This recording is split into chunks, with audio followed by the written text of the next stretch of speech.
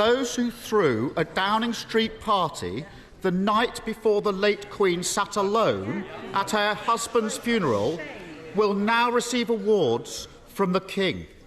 If he's so tough, why didn't you block it? We now come to the Leader of the Opposition, Keir Starmer. I join with the Prime Minister in his comments about the terrible attack in Nottingham yesterday and in tribute to the work of our emergency services. The thoughts of the whole House are with the victims and the people of that great city. I also join him in remembering the 72 people who lost their lives in the Grenfell Tower fire. The victims and their families are always in our hearts, but 6 years on, the justice they're fighting for is long overdue. Mr. Speaker, all across the country, people are worried about their bills, the price of the weekly shop and the spiralling mortgage rates. So why has the Tory party spent this last week arguing over which of them gets a peerage? Prime Minister. Well, Mr. Speaker, my points on this are very clear. In line with a long-established convention of previous Prime Ministers having the ability to submit honours, I followed the process to the letter in convention with long-standing process. It is, by the way, Mr. Speaker, a long-standing convention that Prime Ministers on both sides of this House have followed in the same way that I did. Keir Starmer. Mr. Speaker, the truth is, for all his tough talk after the event, the Prime Minister did sign off the honours list. And that means, Mr. Speaker, that those who threw a Downing Street party the night before the late Queen sat alone at her husband's funeral will now receive awards from the King. If he's so tough, why didn't you block it? Mr. Speaker, as I said, I and the government follow due process and convention.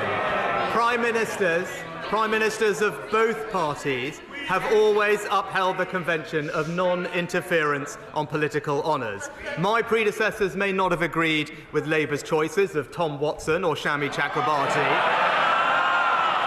but the same precedent, Mr. Speaker, the same precedent stood then as it does now, and I'd expect a knight like him to understand that.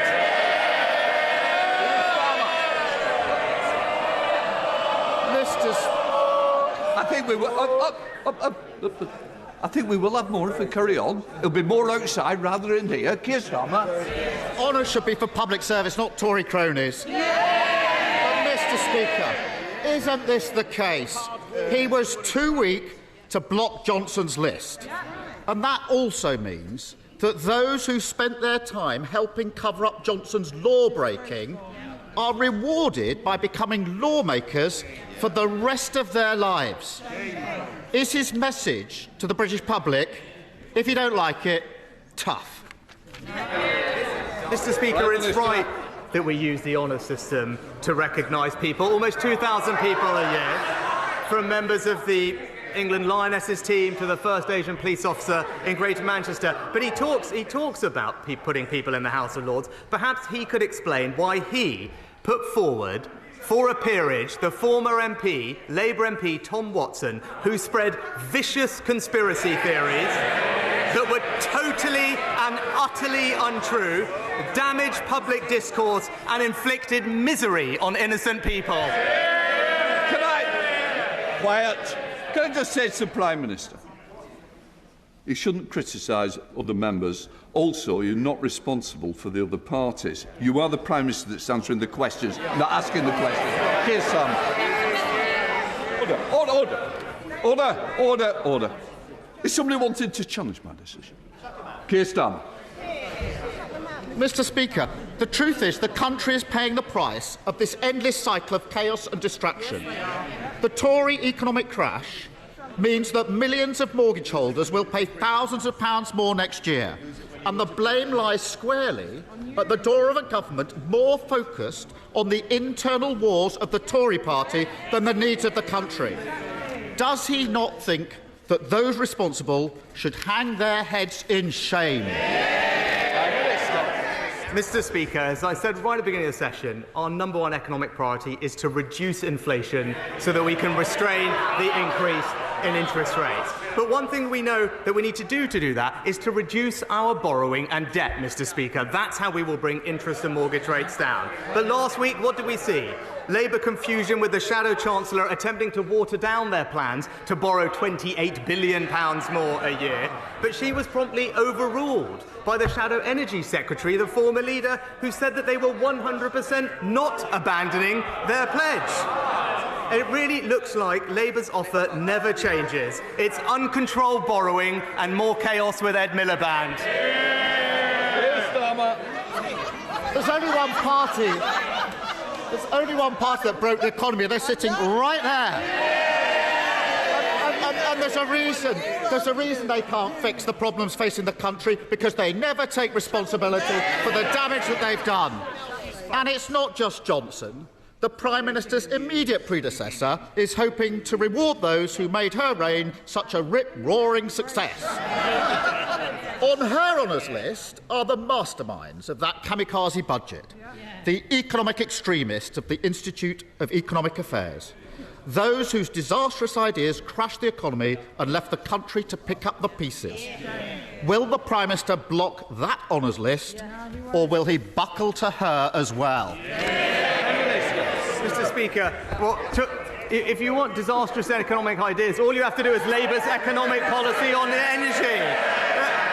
I mean, it's an energy policy that seeks to ban all new British oil and gas drilling, Mr. Speaker, jeopardising 200,000 jobs and our energy security at a time of international conflict. Despots like Putin are the only people who will welcome such a policy.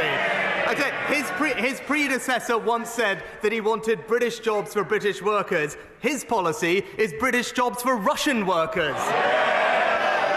Keir Starmer. Mr. Speaker, if he spent as much time focused on the economy, the NHS and the asylum system as he does haggling with his predecessors about who gets honours, the country would be in a far better state. But once again, he's lost control, and once again, it's working people paying the price. And if he disagrees with that, why not put it to the test? End the boasting, the excuses, the Tory chaos, see if he can finally find somebody, anybody, anywhere, to vote for him, and call a general election now. Mr. Speaker, he talked about asylum just this week. It was the Labour Party that voted against plans to tackle illegal migration. Just this week, it was the Labour Party that voted against plans to tackle disruptive protesters by their funding eco-zealots, Mr. Speaker. But we're getting on and delivering for the country. We're delivering record employment and the fastest wage growth in years, Mr. Speaker. It's clear only the Conservatives are going to deliver for the people of Britain.